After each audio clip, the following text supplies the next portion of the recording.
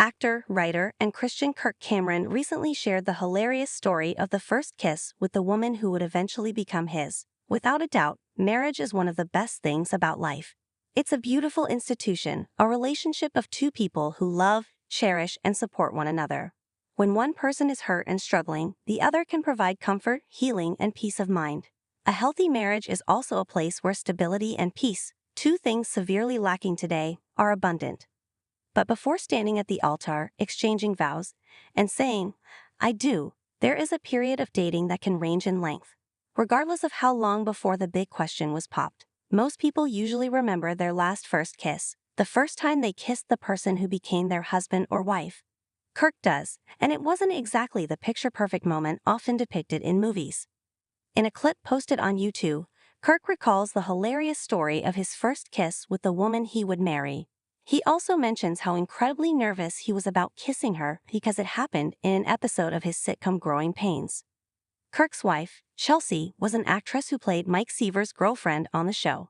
As he explains, Atwee's particular episode called for his character to give her character a big kiss right before he walks off stage.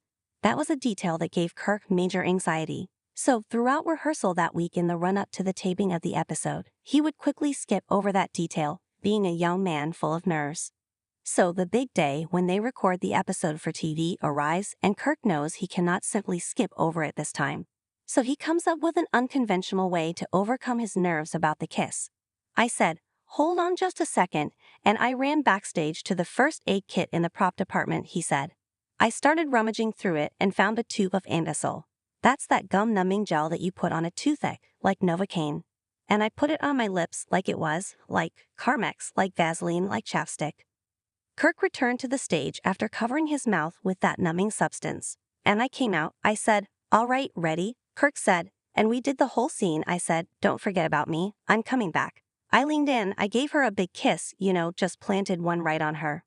Of course, she reacted with much surprise.